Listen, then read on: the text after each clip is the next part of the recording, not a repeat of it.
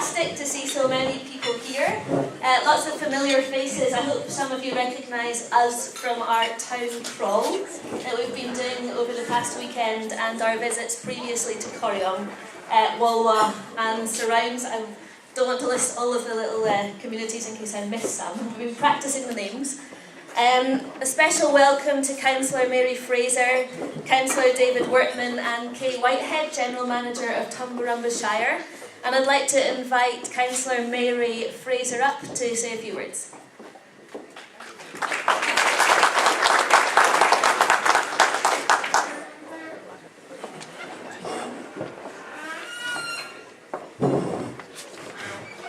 Thank you very much, Kate. You'll have to forgive me, I'm going to have to read my notes. I always get great notes from the Shire staff about what we're doing.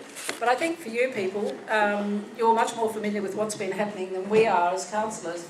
We've stood back and let the community drive this one, and they've been doing very well from all the things we hear. So, as I said, forgive me, I also need glasses these days. On behalf of the Tauranga Shire, I'd like to welcome you to the Upper Murray 2030 Vision Plan Community Dinner. The Upper Murray 2030 Vision Plan has been strongly driven by the communities of the Upper Murray, with several local groups contributing their time, energy and funds to ensure that the plan could be undertaken. And I think just looking at the room, you can see there's been a lot of effort put in to make this look as lovely as it does tonight. The plan will be a blueprint for the future, and Tauranga Shire Council, Tumbarumba Shire Council and the Victorian Government are proud to be partners in this community-led planning process. Upper Murray 2030 recognises that the Upper Murray is a unique and vibrant region in its own right, a region that is not determined by state borders but by a shared interest, climate, community and lifestyle. As residents of the Upper Murray, you're best placed to identify and prioritise the key activities that will make the Upper Murray an ideal place to live, work and play in 2030. Well, you all know it is now, so it can only get better. Once complete, the Upper Murray 2030 Vision Plan will influence Council's planning processes and will be a key document to drive investment at the local, state and federal level. And we found that with Talangata, when we did the project down there, it's so much easier to go and get funding for all the things that you need when there's a great plan there and people see where you're going with it. We know that high quality planning is driven by the community, and you're the experts on the Upper Murray, and I know that there are some fantastic and innovative ideas within the community. I'd encourage you to share your thoughts through the Upper Murray 2030 and to stay in touch with the project through Facebook page, website, or one of the information centres in Cancoban, Corryong or Walwa. And now, as I said, I'm sorry about reading all this, and if I had a lectern here, you wouldn't know I was reading it. So I'd like to say, Kate, it's in your hands now, and have a good evening, everyone. Thanks very much, Mary. Okay, I'm obviously not local, so hopefully you can all understand me. I'm not going to talk for long. I'm going to pass it over to a selection of wonderful speakers that we have tonight. I just wanted to do a couple of thank yous. On the table you'll see we've got local oil and some local bread. The bread was baked by Mount Mutamatite Bakery, so thanks very much for that. Thanks to the Lions Club ladies who are going to serve what will be a delicious feast.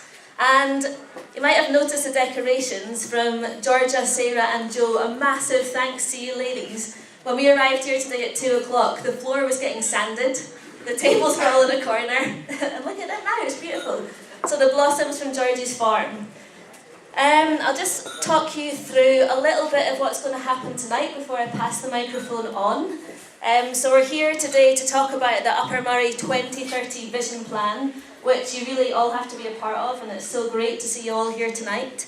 We're going to hear from 3 speakers who'll talk about various things that are happening elsewhere and hopefully inspire people to think about ideas for the Upper Murray that we can talk about tomorrow and on Sunday. And James will talk a little bit more about the workshops later on.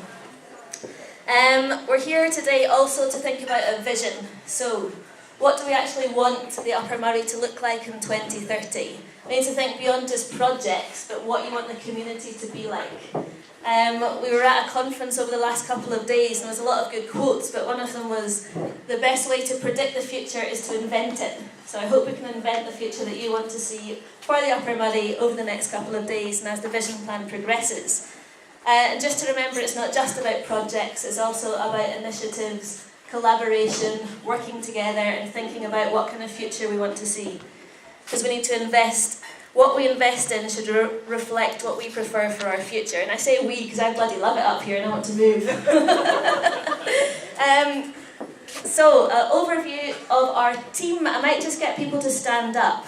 So we've got myself, I'm Kate Dundas, I'm from Planosphere. There's James Larmour-Reid over there. Sophie Dyrings is sitting at the front, she's an architect. Hi Sophie. Mike Rosine is beside Sophie. Mike's an economist. We've also got Chantal and Alan from Planosphere, who's sitting over here.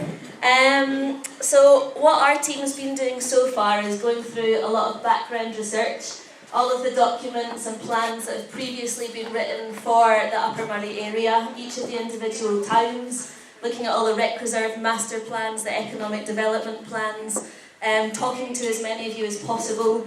We've had 4 community surveys. There's the community survey, a business survey, a tourism survey, and a tourism business survey. We've been hanging around towns over the past weekend. There's some photos from our town crawl there. And all of that information we've been collecting, we're sifting through it all. We haven't got through it all yet, but there are some strong themes coming through. I really want to recognise the steering group. Can I ask the steering group to stand up? Those of you who are here. Or wave if you don't want to stand up.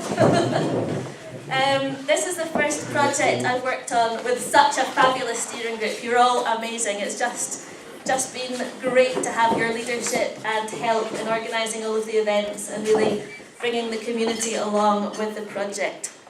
So as I said before, James will talk a little bit about how the workshops will run over the next couple of days and then what the plan is after the workshops.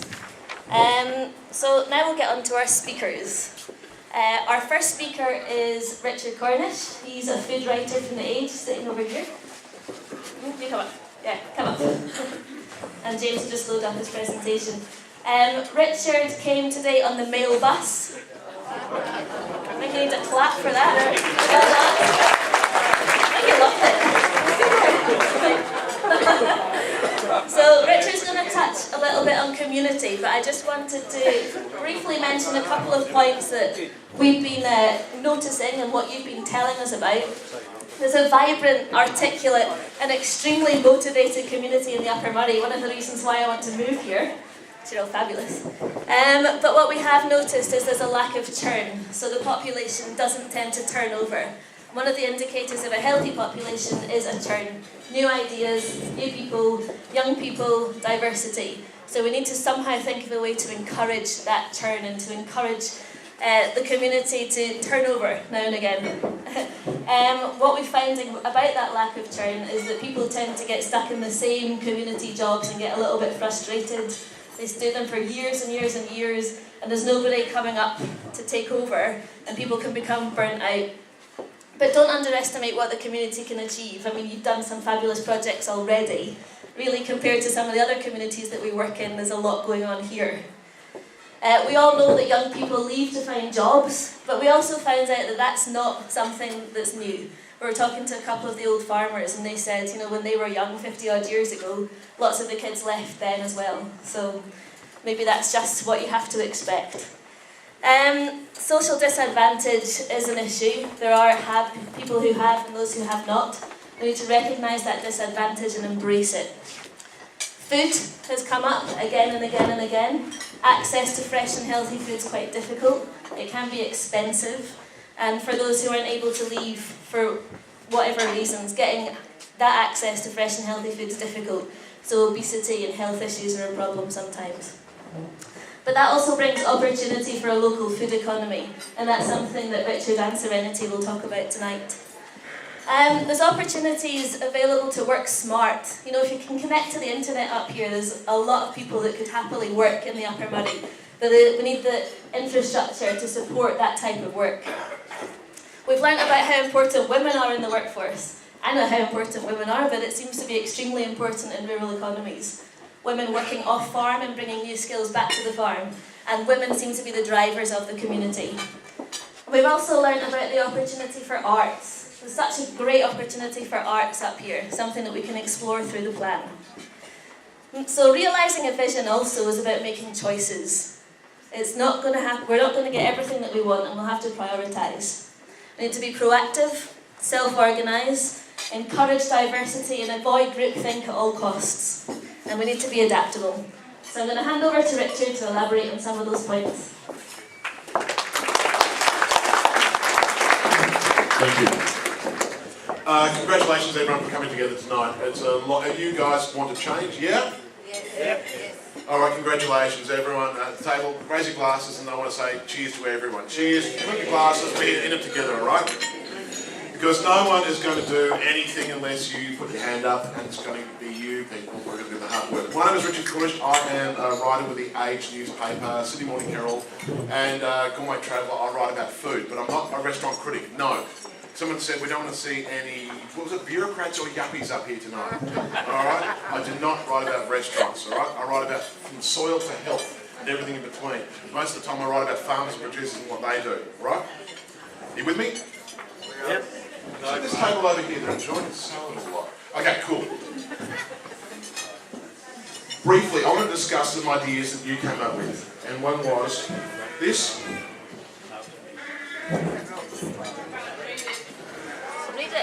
What does it say, sir? Tell the stories of the Upper Murray. Tell the stories of the Upper Murray. And the other one is brand the Upper Murray. And basically just take out the and it's brand Upper Murray, alright? Let's have a go.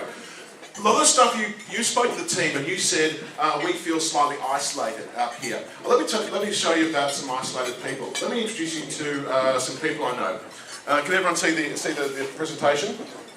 This is Oaxaca. This is Valle de Teotitlan. This is where corn comes from. This is central Mexico. That's where it is.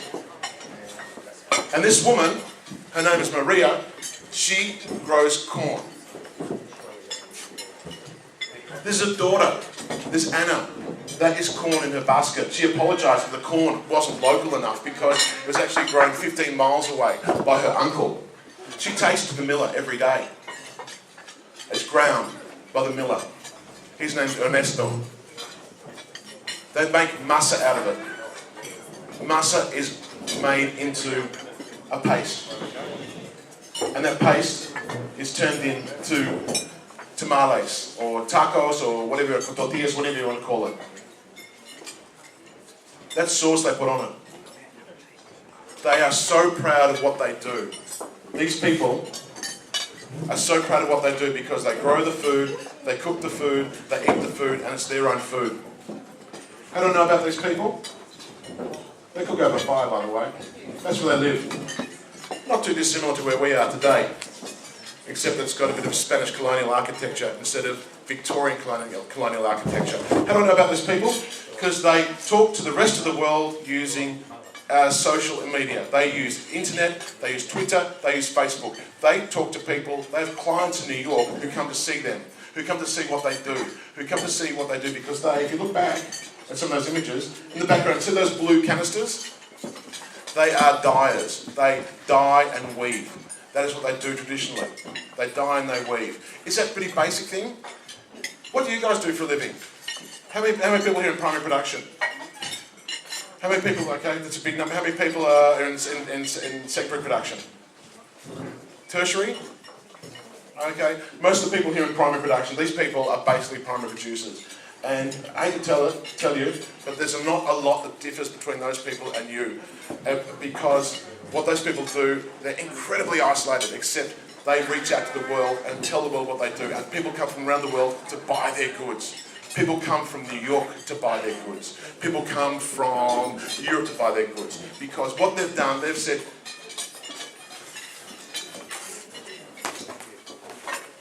they tell the stories of where they are. They tell the stories of the Valle Teotitlan, which means the Valley of Teotitlan. There's a river that runs through the place. These people are valley people, they're isolated, but they tell the people what they do. And there's no reason for them, they found no reason not to tell the world what they do because they are so proud of what they do. In the concept of hyper-localism, which means what we have here is so good. What we have here is so fresh. What we have here is so good. Our story to tell is so important that people will come from around the world to what we do. These are the three concepts that are really prevalent now. People are frightened of the world. People want basics. People want to know that the world is good. You can tell them that story. Hyperlocalism. People want to know provenance, where their food comes from. Brand Upper Murray. Clean, green, provenance. Provenance is key. Not only do people have to know where their food comes from, it has to be authentic. Authentic food. If you are producing up here a product that doesn't resonate with the region, say you're growing rice or something like that, it's not going to work because you have to tell the story of where you are. Let me tell you a story about how simple something can be. How simple something can be, because cook it and they will come. Produce it and they will come. This is an old store. This is an old store like Bakash's shop in town. A beautiful old shop. This one was a little bit older. And it was derelict. Someone took it over. And you know what they served? Their key ingredients or their key product was scones, jam and cream. Balan. This is out in Ballarat. The scones, handmade with really good local flour. The jam was from the local producer of strawberries or raspberries or blueberries or whatever was in season. The cream comes from a local dairy. Some young kids have got together and made their own local, a new brand of milk, a new brand of cream. That is so simple.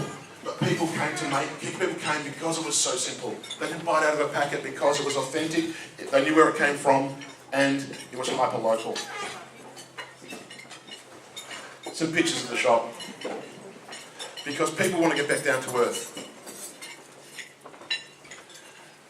Who here goes picking mushrooms? How much would you say picking mushrooms? 10, 20 bucks, something like that, by the amount of money by the end of the day, your basket's full?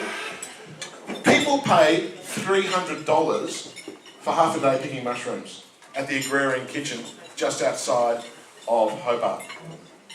That's a little farmhouse. That's in a place called New Norfolk. And this bloke here takes people out into the forest, picks mushrooms with them, and then they turn them into pizzas. That is an experience that people want to get. People want to get back down to earth. Who here has people with relatives in the city who come up and go, oh, it's so good. You know that experience? People come from the city, yes, from the city. They come to see you because what you've got to offer is authentic, real, good. Fresh air. Pretty basic, isn't it? People pay for that.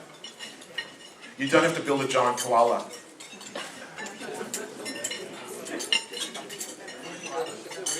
So that's getting people to you, and it works. But how do you get you or your produce to the general population through brand Upper Murray? Here's a simple story out of Madrid. This is called Casa Jose, and this is Jose there, and he's got it's a red cabbage. He is a chef who has gone, bugger it, I'm not going to buy out of the back of a truck. I'm not going to buy from the supermarket. I'm going to go to the farmers of the nearby valley. He goes to the farmers in the nearby valley and he buys from them the produce of the day. And he makes his food. He's charging 75 euros. What's that? That's 90 bucks a head for 3 or 4 courses of food. Basically, it's all vegetarian. It's cooked with meat, but he wants to get the prices down because Europe's in such a crisis. And so he's putting this meat out, all this food out on the table. People are coming from around Europe to eat this food because they know where the food comes from, because it comes from the farmers just down the road. It's local and it's authentic. Now, what does that mean to you? Well, who's been down to Albury to have a look at the Cellar Door Cafe? Cellar Door Cafe. I went there for lunch today. Everything on the menu there came from either the Murray, basically everything came from the Murray Valley. Everything came from the Murray Valley. And I had lunch there today. It's sensational. Here's another place, Broadgauge. Who eats at Broadgauge in Wodonga? You know, Steve, and is it Stephen, what's his name? They've been around town for a long time. They are also big advocates of local food. Michael at Providence in Beechworth, he too, if you've got a product, go and see him, because he will say, is it good enough for my menu? Yes, put it on the menu. Because when you get these people involved in your business, they will become your ambassadors. It's almost free advertising, because you've got the best people in Australia going into their restaurants, and they're seeing the name of your farm or Upper Murray, Great Upper Murray on the menu. And there's others too. Who here eats out in restaurants? Anyone want to get their meat, their lamb or their beef into restaurants? Anyone here? Good. Anyone who wants to get their, and there'll be more hands as people come online, as some people get their food into restaurants, there'll be more of you who want to do that. And to do so, you can't just think you're going to rock up and sell it. You have to know what they want. You have to have a relationship with them.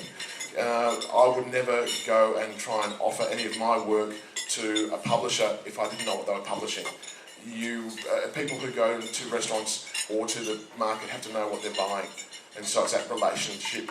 It's respect that goes both ways, because you've made the effort to go and see them. You should at least know what they're expecting from you as well. And a lot of the time most of the time most chefs don't want prime cuts. They want shoulder, they want leg, they want to have access to some really good. Give me a second on beef. Beef industry stuff. The Angus industry, the stuff that's going through the feedlots. That's going to die in the. Okay, can I say die in the arse? Is it okay? Can I say die in the arse? Sorry, because what's going to happen soon? There's going to be a huge push towards grass-fed again, and people who are doing grass-fed and finishing on grass are in a really good opportunity to be able to sell their branded beef into restaurants. And if you can add the value add of dry aging onto it, 24 days minimum, plus to 48 towards even 80 days. That's what Rockpool are doing. If you can have that capacity to do whole carcass or RGs, you're in a really good place to be. Sending cattle off to the feedlots is really that is great. And if you can make a living out, great. But if you want to get beyond the group think that we were talking about before, being part of the pack, thinking outside the square. I'm sorry, but that's the news. All right, can I take you down the journey, just down the river a little bit. Let's go down past Echuca, past Gumbawa, Tumbarumba. Is it Tumbarumba? What's it, Tumbarumba, the weir down there. I think the next Gumbawa Island, and then to Kundruk and Barham. Who knows that country down there? All right. If you're interested in forming a relationship amongst each other about forming a food group, you have an open invitation to visit the Red Gum Food Group. They're at Kundruk Barham. And very cleverly, they actually formed the association in Victoria because there was more funding coming out of DPI at the time and regional development. Just look in. This is what they do. They grow, that's what they are. A couple of pig farmers, avocado growers, rice growers, sheep growers. And what these people have done, they've got together, and you can see by the age, that's the age of the people there. What has happened, there's like-minded people who have come together at one time. These guys are just starting off their lives, they've got young families. There's a lot of people in this room will be coming out the other end, will have time now to be able to develop these ideas. So it's about people coming together at the right time. So these people are mates, and they've got a lot of other like-minded people at the same time. What they did, they formed a food group, they started a farmers market, and as you see, these people are avocado growers. They have rice growers, as I said. They are forming transport links out of Kundruk down into Melbourne. They have a really strong social network. And within 3 years, because they stuck to their guns, they said, what comes out of a region is so good. What comes out of a region is so good. They have not deviated from that message at all. They have not deviated from price. They've held their prices. They've increased their quality. They've increased their relationships. And what they've done now, these guys produce the most amazing avocados because they've got, at night, it gets cold at night, so they don't have to take the field heat out of the avocados through refrigeration. Are you with me on that? Does that make sense to the growers here? Cool, getting a few nods, which is great. Lower energy costs, but also it helps the flavour. If you don't refrigerate avocados, they taste better. These dudes are in the best restaurants in Melbourne now. These dudes have worked out their feed regime, they've worked out their agronomy, they have worked out their P&L, and they now produce high quality, profitable, free-range pork. Hang on, just to extrapolate that to beef, and we're in the same game. They sell to places like Pope Joan, really, really proactive chef, and a mob called Movida in Melbourne. But they also do farmers markets, they do direct retail, and they use prolific users of Twitter. Anyone here use Twitter? Okay, all right. By the end of this process, the room will be full of people using this social media network. Basically, it is an electronic notice board. You put up messages, people respond to it. It is really, really useful. But people now, I'm actually tweeting out of the room now, telling my 10,000 or whatever, sorry, 6,000 people who follow me what's going on tonight. This is really important. This is simply electronic gossip. I've got a whole case of pork I need to get rid of. Who's got money? Hands up, it's sold. It's really, really effective, really strong. And if you're in business of trying to sell food, and you're doing direct retail, and you're not using these social media networks, it's like a farmer in the 1950s saying, no, I won't try those newfangled tractors, I'll stick to my Clydesdales. This is simple technology, and it's designed by Americans for Americans, so I think we might be able to use it ourselves. And this is then the retail. This is a retail end. Food Philosopher's Bendigo. Bendigo was never known for its food 5 years ago. It was known for its talking tram, a pottery outlet, and a few bogan pubs where you could get a feed and a fight. What they did, some people in town got hold of the local newspaper editor and said, we will send you stories about our food heroes. The editor of the paper published those stories. The editor of the paper, people read those stories and, okay, cool, we actually grow stuff here. We grow apples, we grow tomatoes, we grow grain, we actually grow lentils. They formed a farmers market. A few restaurants started springing up. One of the best regional restaurants in Australia that only serves local produce on the menu. If you go to Bendigo, check this place out. It is sensational. And it's food you can live off forever. You won't get fat eating here. Not that I can say anything. Bakers. And if you like old pubs, this is one of the best in Australia. Gold Mines Hotel. It hasn't changed since 1864. There's even the old paintwork in there. But they sell really good beer. All right, so that's it. It's people working together. I've only been allowed 10 minutes. I've overstepped my mark here. But that's it. It's about people working together to get over isolation. Because isolation, or where you live, is a state of mind. You can reach out to anyone in Australia through social media networks. And people in local council, where's Economic Development Officer? Economic development officers, they will help you through this process. They will have a program to help you through that. They will talk you through it. It is really easy. And you probably have workshops too? To help people through? Yeah, it's dead easy. And if you want to get in contact with me, I write for the paper every week, and 6 reasons to visit in the Saturday Age. And I also write about food for the Gourmet Traveller as well. Write that down. There's my email address. You contact me directly. Or if you use Twitter, there's my Twitter handle underneath. You can't see it. I'm sorry about that. Yes. I'll email it out.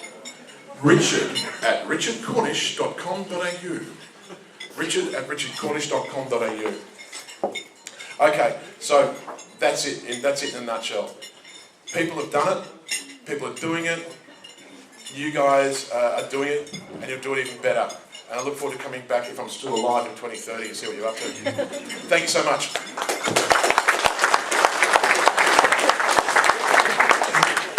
Thanks, Richard. Everyone will have a chance to ask our speakers questions. So there are some bits of paper on the table and some pens, so note down any questions that you come up with, and we'll have a little bit of a panel discussion at the end. Thanks very much, Richard. I loved your talk about Twitter, and I know we have some Twitter experts in the room. Deb. So, Twitter experts? Yes. Beck. I knew it was 3 letters. You're on the Twitter, aren't you? Yes. So we could maybe organise a little Idiot's Guide to Twitter workshop for some of the farmers and retailers and other business people in the room. I think that would be fantastic. I know one farmer in particular who just started farming in her 40s, and she is absolutely relentless on Twitter, but sells out in everything and sells it for a lot of money. And she reaches all her market through social media, so don't underestimate the power of social media. It's excellent. That was great, inspirational stuff. Thank you very much. We're going to move on to business now. We've talked to a lot of people about agriculture. I think that comment about not wanting to talk to bureaucrats or yuppies came from somebody in this room. But agriculture, while it is still extremely important and the dominant industry up here, more and more jobs are coming from the health sector, and more jobs will come in the future from aged care as everybody is ageing. We've heard from everybody we've spoken to, we need more jobs, we need more training, and we need upskilling. So we can talk about how we might be able to achieve that over the weekend. Retail offers a load of opportunities, but to make the most out of retail, we need to learn how to collaborate. And collaboration is happening. The retailers group's up and running now, but there's a lot more that can be done through collaboration and through marketing the Upper Murray together, rather than trying to market individual towns, individual businesses. The power comes with everybody working as a collective. We've learned a lot about agriculture. I got a lesson in agricultural economics at the pub the other night. But we've also been talking to Rob Fenton at the Riverina TAFE, and I mean the story of agriculture here is the same across Victoria. You've got lucky because you've got beautiful soil and beautiful rainfall, but the ageing farmers, it's the same issue across Victoria, New South Wales. Lack of an access point for young people to get into farming. So if you're not born into a farming family, you've got very little chance of actually owning a farm. I know a lot of young people in Melbourne who are desperately passionate to get onto the land but can't. We've learnt about on-site processing and the opportunities that might be available for that.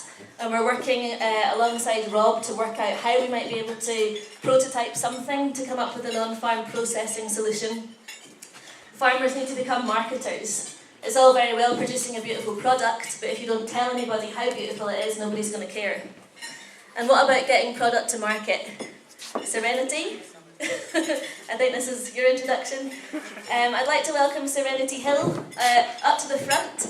Serenity's been working on a project called Open Food Network, which is all about getting product to market and bypassing the duopoly and those people who we know aren't very nice to farmers. So, I'm from an organisation called the Open Food Foundation, which I co-founded with Kirsten Larson, and we're working for fairer outcomes for farmers and independent food businesses.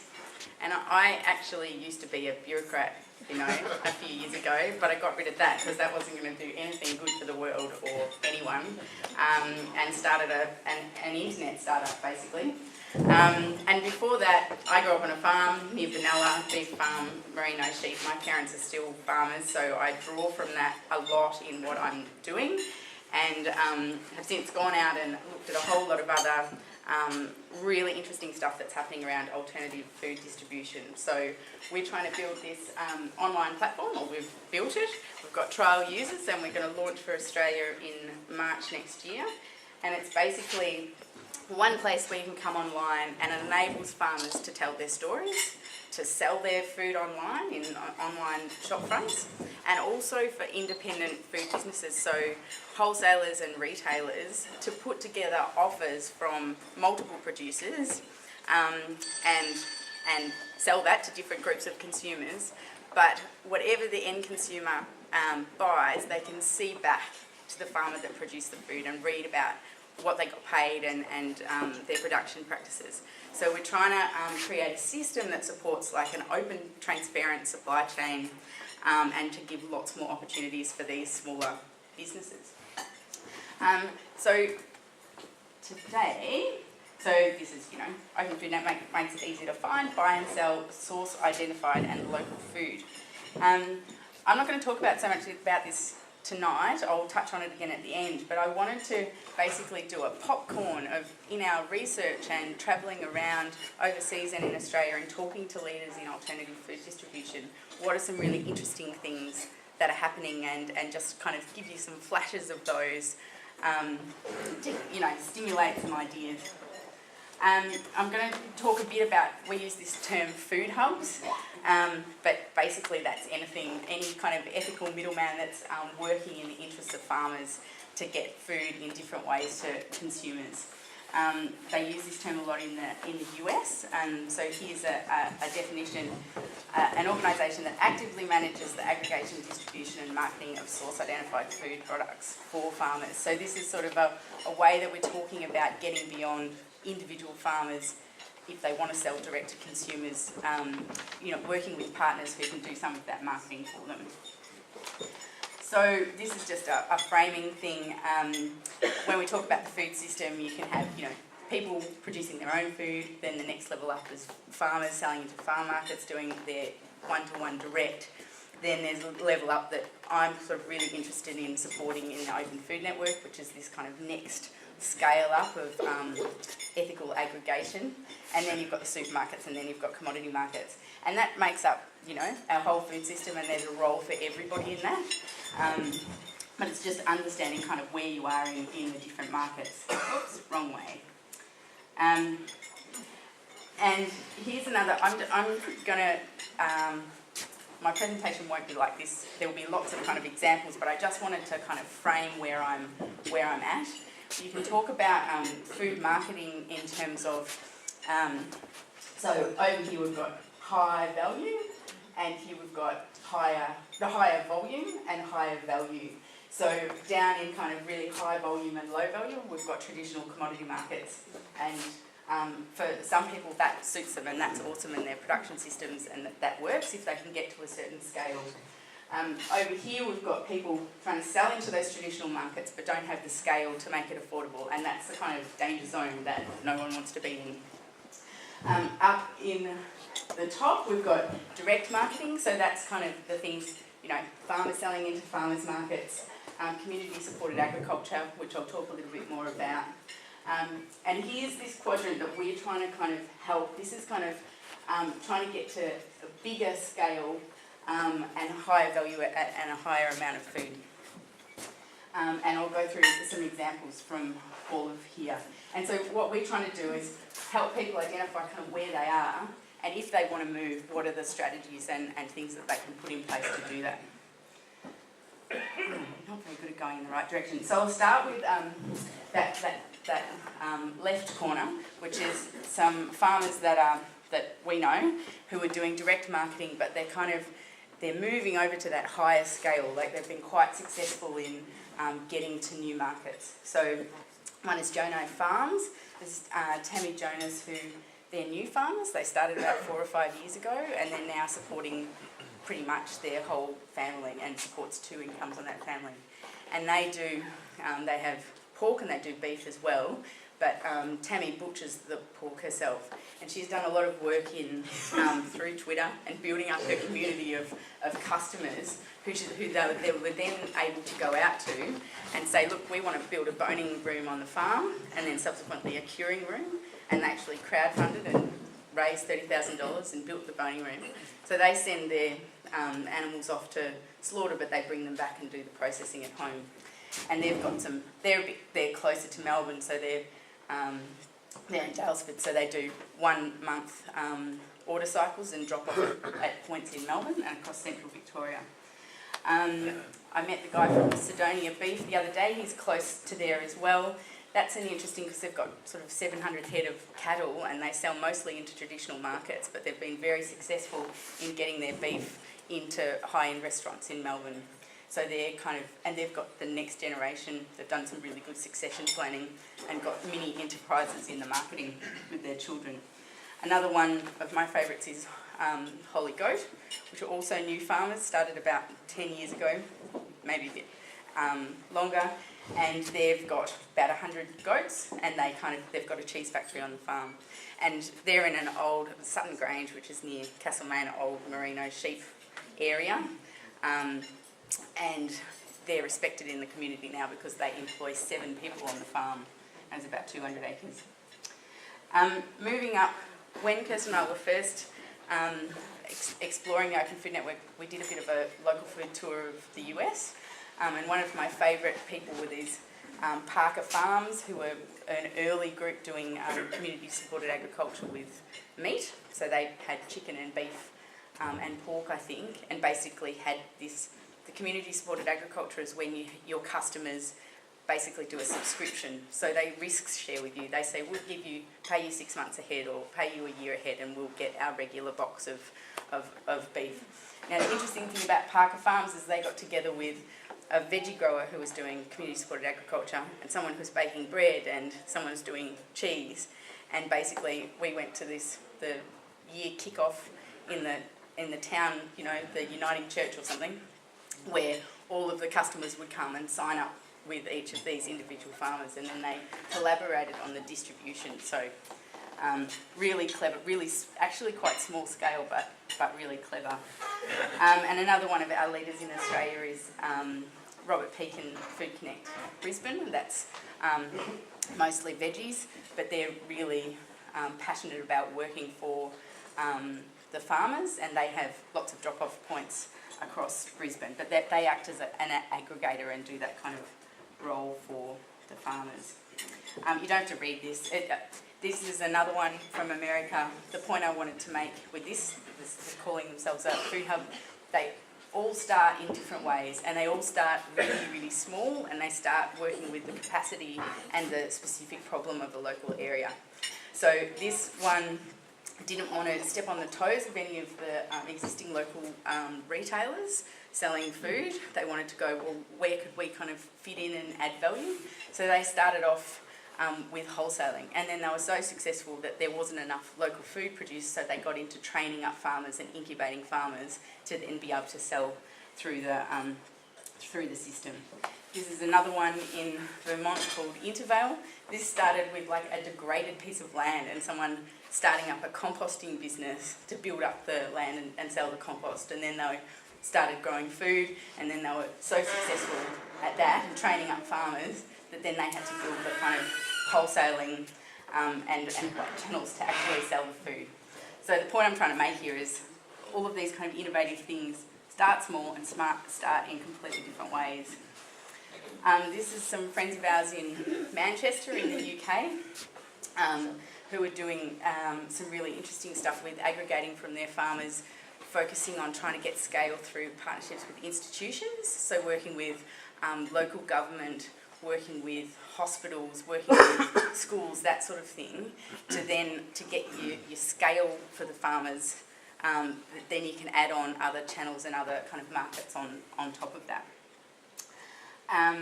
This is one in Canada, which is pretty cool. It's basically for people who want to do that post-farm gate processing, but don't have the kind of capital to start up, or don't know whether that's what they want to do, and enables baking and processing and all of that sort of stuff. But it's supported in kind of one facility. So that's pretty cool. That could happen at kind of any scale, and reducing the risk for new sort of startup businesses. This is one in Victoria, the Golden Valley Food Co-op. Many people would have heard about this. This has happened after Heinz factory closed down, and it was driven a lot by the workers actually, and their links in the unions. And they said, what are we going to do? And they first of all had these grand plans of creating this great big food hub, and we'll get funding for that, but that didn't happen because, you need hundreds of thousands of dollars. So they were clever. They started, well, what's our product? What's our skill? What's our kind of capacity? And they did some product development. And then they found partners in, I think it's a food factory in northern New South Wales. So they send the food up there, get it all packaged, and they're selling it through local retail outlets. So it's about being, creative. This is my favourite one ever, and this is what inspired a lot of the Open Food Network. It's a massive producer, consumer owned food co-op in Oklahoma, and it has about 1,500 members and about 4,000 orders a month, and they do one monthly order cycle where the food comes in from lots of farmers on one day into this old abattoir. And they have a whole lot of people on food stamps or wanting to get, work in exchange for food. They've got one paid member, and then they get that food out. It's veggies, meat, everything, out to 40 drop-off points across the city, and then people come and pick up their order. And what enabled this was the underlying software to make that actually kind of work. So the orders, people weren't doing the orders hand done. It enabled that to happen. So we learned a lot from their software and inspiration to us. Now this one's interesting. There's lots of these sort of things popping up. This is basically a cooperative that works on marketing. So working with, this is actually over quite a big area of northeast US, and trying to work together to do differentiated marketing of products.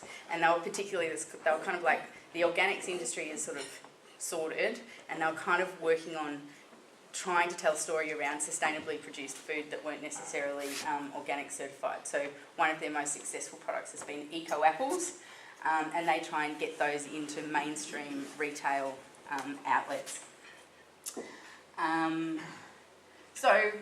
Closer to home, we're working, so we've got right now on the Open Food Network, farmers selling their own things, and some food hubs just starting out using it. So the Southeast Food Hub, Kirsten, who works with me on the Open Food Network, has also worked on this project. This is in Dandenong, and it actually came out of some research funding, and it's been going for 2 or 3 years, where they've worked out really interesting. You've got all of these houses being built over beautiful farming land, big population, and then farmers who will be very impacted by the movement of the fresh food markets in Melbourne, and need new outlets for selling. So they've set up the Southeast Food Hub, and they're exploring piloting different channels. So they did a experiment with restaurants, found that quite hard and resource intensive to work with restaurants. They're trying buying groups, which is a way of getting sort of 20 households to order online and pick their food up at the neighbour's house once a week, and that's working quite well. And they're doing trying to get to these institutions. So they've done some work with Monash. Carinbara, this is Grow Lightly, which is a producer co-op. It's actually a lot of sort of new producers who have moved down to Carinbara and surrounds and produce amazing veggies, and they pack them into veggie bags. Carinbara is really interesting because it's quite a big circumference that they deliver to, and there's food access issues like I am picking up as around here as well, with a lot of disadvantaged people who actually can't get access to good food. So Grow Lightly are doing lots in trying to keep affordable fresh veggies and getting them out into quite isolated places. And Trentham Food Hub is not really up and running yet, but I think it's going to take off. This is started up by a guy who's really young. He's in his mid-20s. He's from a traditional potato growing family. His parents sold the farm. He went off to university. He studied as a designer. He's got all this kind of marketing capacity, and he's connected with kind of the new community as well. So he's doing lots of community development stuff and bringing together different parts of his community to try and aggregate, and they're targeting restaurants to start off with. So these are the ones to kind of watch. So I just kind of did a whirlwind tour around some of the things that are happening across those different categories. And my kind of main message is that it's going to be different everywhere, and new things are popping up depending on what's the capacity, what's the strengths in the kind of the local area, and run with those, and what are the kind of unique problems. So I might make this presentation available for anybody who wants some extra resources to go and look at. There's a whole lot of other case studies like this out there. And there's my contact details and the Open Food Network. So it's openfoodnetwork.org.au. Go and check it out if you're a farmer that's interested in selling online, or just getting a profile up there so that people can easily search and find you. Come and talk to us.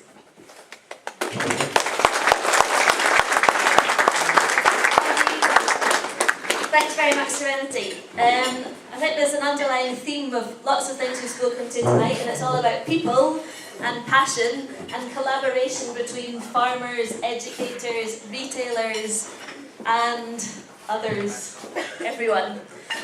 We're just probably here for Mike, and then we might take a little bit of a break and come back for questions. So I hope you've got lots of questions. I expect at least one per table. We're going to talk a little bit about tourism now. So it's not all about food tonight. I think food's a good theme because we're all sitting eating and it's lovely talking to each other over dinner. But let's talk for a little while about tourism. And we seem to have had a little bit of divided opinion over tourism. Some people have been saying, why is there not more people here? It's so beautiful. And others have been saying, tourism? What do we need tourism for? Well, tourism can bring jobs, people spending, us to the area. I would never have found out about this place if it wasn't marketed to people for tourism. So we're going to hear from Mike, then we'll take a break, and then we'll come back for questions. So welcome Mike Rosine from Urban Enterprise to talk about tourism. Thank you. Thank you. I've got a great job. I work as a tourism consultant, so a lot of my work is really travelling around regional areas, Victoria, Tasmania, and even regional New South Wales to prepare tourism strategies for regions and destinations.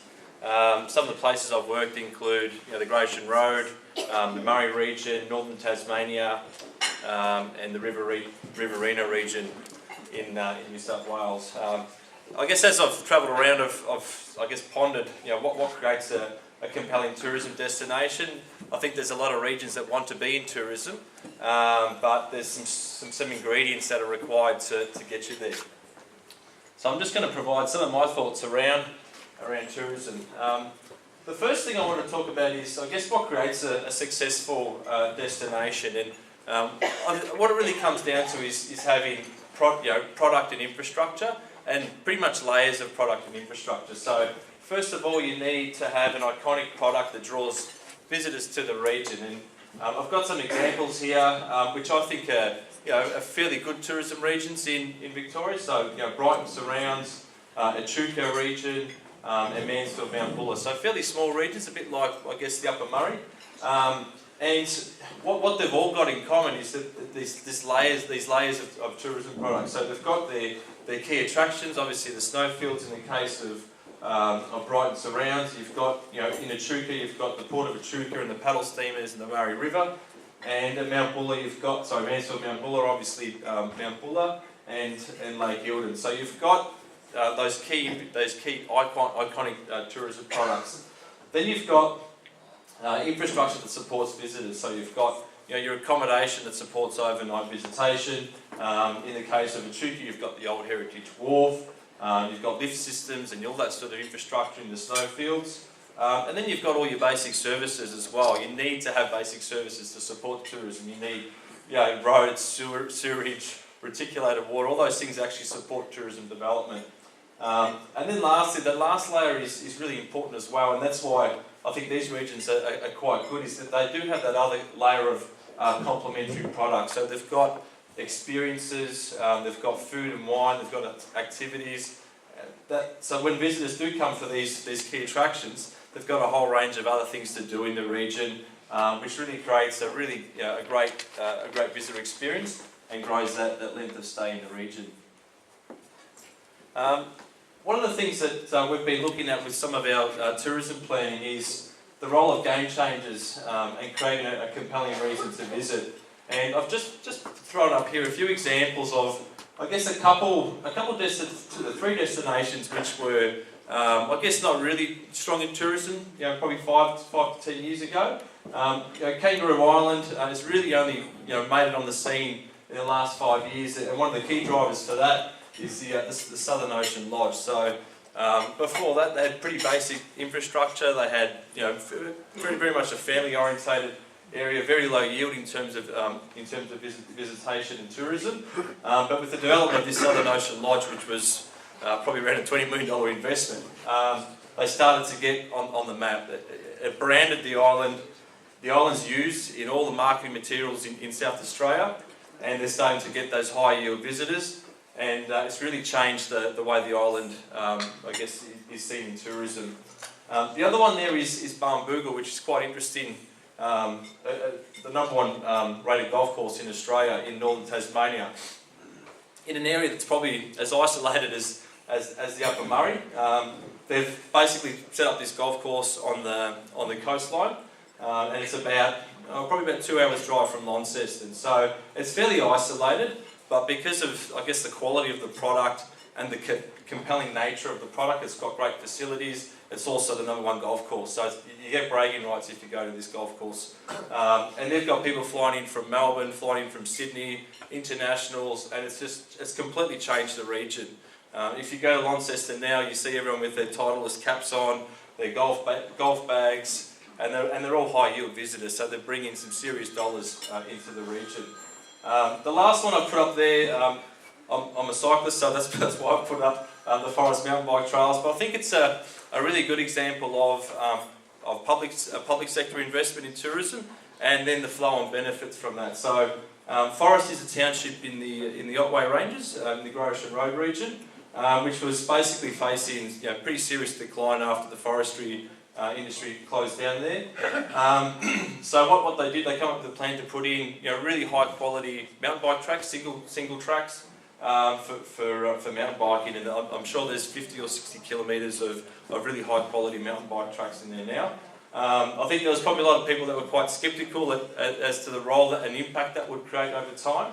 But what has happened is, with the increase in mountain biking across Australia and the level of interest in that sport, Forest has become a real hub and destination in itself. It's attracted new investment, so it's got a brewery there now, it's got really nice accommodation, it's got cafes, it's created a whole new destination out of a town in the Otway Ranges, which was pretty much finished, in terms of the local population.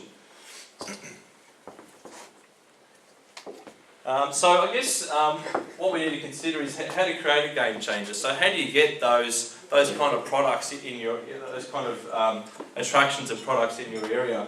The first one is community and/or entrepreneurs to identify the opportunities. All these ideas came from somewhere, and it's often the community that come up with the ideas, and then approach other people in local government or state government to try and see if they can pursue those ideas further.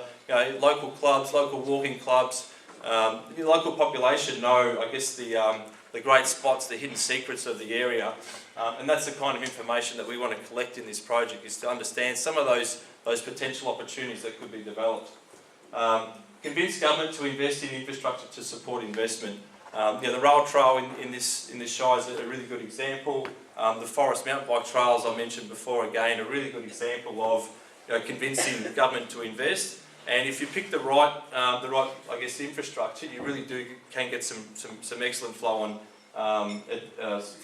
investment down the track. The third one there is to provide a policy setting conducive to investment. So often one of the constraints for tourism investment is things like planning policy. So making sure that I guess all the policy is in the right place is required to support tourism development. So if there's any of those kind of constraints, we need